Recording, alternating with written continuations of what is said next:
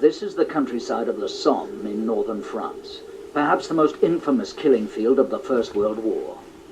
Although quiet and peaceful now, it's only 85 years since these fields resembled a mud and bloodbath, as millions of artillery shells obliterated woods, villages, roads, and armies. It was here in the summer of 1916 that the British Army fought a bloody 4-month battle in which over 1 million men were killed or wounded. One of those killed was a Bristol man, Henry Fear. He was a father of 4, and one of his grandchildren, Nick Fear, has uncovered the story behind his grandfather's death. It's a family tragedy that's been unspoken of for over 80 years.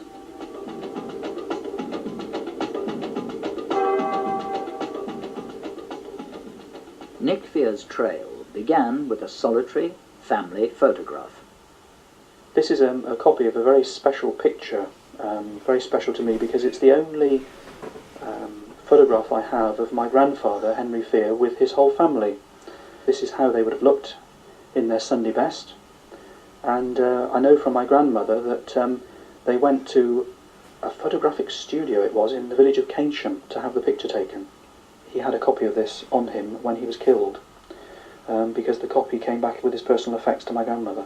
The first time I realised that there was something unusual in the family history was the fact that I'm Nick Fear, my father was Frank Fear, and my grandmother was Olive Porch. Where did Porch come from?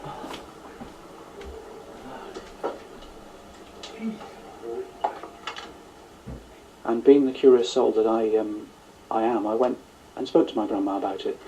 And I only spoke to her the once because she told me what a marvellous man my grandfather was, and began to tell me a story, and she cried.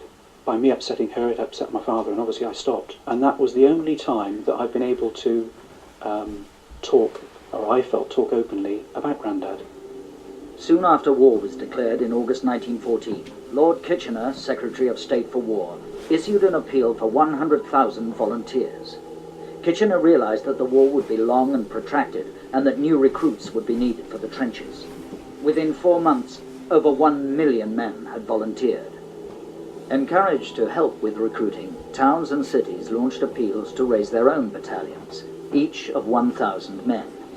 Accrington had its pals, Grimsby its chums, and Bristol had its own. Bristol's own. A number of regiments had been raised in the Bristol area, and this was the 12th to be raised, and somebody, who I don't know, thought that it would be a good idea to actually link it with the city of Bristol to try and help recruitment. And I've read a wonderful article in the reference library. It was an advert in a local newspaper, the Bristol Times and Mirror, which actually advertised for mercantile men, I think, whatever that means, but I got the impression that they wanted men of a particular standard to actually join the regiment to be the pride of Bristol. Nick Fear was curious to know how the battalion was recruited, how his grandfather became involved, what the battalion was like. Peter John has made a study of the volunteers in the Bristol zone. We're here on the, as best I can tell, the parade ground at the artillery centre at Whiteladies Road in Bristol. I've seen pictures of the original 12th Gloucesters here, and they weren't wearing uniform. Could you tell me why? When they started recruiting for the 12th Gloucesters, there wasn't any equipment, so there were no uniforms, there were no guns, so they drilled for quite a while in civilian clothes. In fact, there wasn't accommodation for them, and they were paid 2 bob a day as lodging allowance. In the original advert it talked about wanting mercantile and professional men, but in fact my grandfather was a humble gardener, so he wouldn't really have come into either of those classes. The original idea had been to recruit from the better class young men of the city. By the end of about a week or so of recruiting, it was perfectly obvious that the numbers of the sort of men they originally had in mind weren't forthcoming, so after that they decided what they really had better look for, which perhaps they should have done in the first place, was to find men who were likely to make good and efficient soldiers. The very first training was in the Colston Hall, Then, as larger numbers came, they came here to the artillery ground.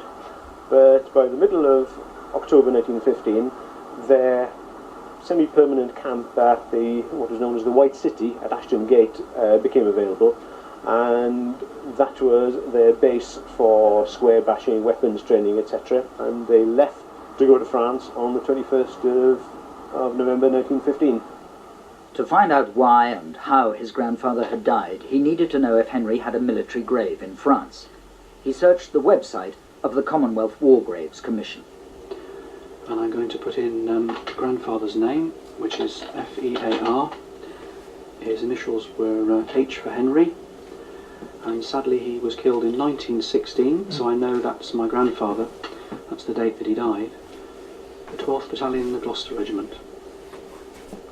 And underneath I see it gives me details of where he is, Boulogne Eastern Cemetery at the Pas de Calais. It was a small step forward. The website revealed the location of the grave, but nothing else. Nick's trail had gone cold. But then he had a stroke of good fortune that opened up the whole story. I had the good fortune to be introduced to a gentleman called William Smallcombe, and Mr. Smallcombe had been an original member of the 12th Gloucesters, and I was able to sit down and actually discuss with him what the early days were like. And although he never knew my grandfather, he was obviously in the same battalion, and I felt that he was of the same heart. William Smallcombe had clearly been a keen photographer and letter writer, and the documents made the story of Bristol's own really come to life. This was the first-hand evidence Nick needed. I travelled to see Mr. Smallcombe's family not far from London, and they've been kind enough to let me borrow this box. And looking into it, it's just like treasure trove. I'm really hoping that this will open up the story for me and tell me much more about what happened to my grandfather and Bristol's own. As he searched meticulously through the box, he came across a remarkable document. Wow, look at this. This appears to be a wound card. There's Mr. Smallcombe's name on it, and oh, this is incredible. The date that he was shell-shocked is precisely the day on which my grandfather was wounded. So this actually ties them together. This really makes me want to go back to France to see the trenches, to see where grandfather fought and where he's buried, but also to find out what happened to the rest of Bristol's own. But before Nick went to the Somme battlefields, he stopped at the Public Record Office in London. There he could look at the detailed war diary and trench maps of the Bristol's own battalion. They would be essential to the success of the visit, and he took copies with him as he crossed the Channel. A map of the village of Longueval revealed the very trenches where his grandfather had been fatally wounded 85 years ago. Another box brought another exciting discovery. This is an original trench map, and it actually shows the line of attack of the 12th Gloucesters. Some company commander has been kind enough to actually draw the lines of attack here. I'd love a copy of this if I can, and take it to France and walk the fields with it.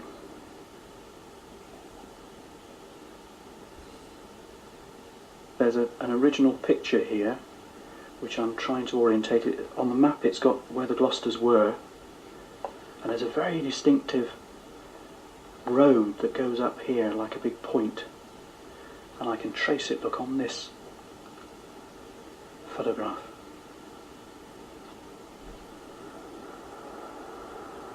Nick travelled to France, armed with not only the trench maps and diaries, but also the letters William Smallcombe had written to his parents from the battlefields in 1916. My dear parents, it seems that we leave England tomorrow or Friday, so my coming home seems to be knocked in the head. When I get to France, I dare say I can get some film, but if not, you can send me a few out. From your loving son and brother, Will.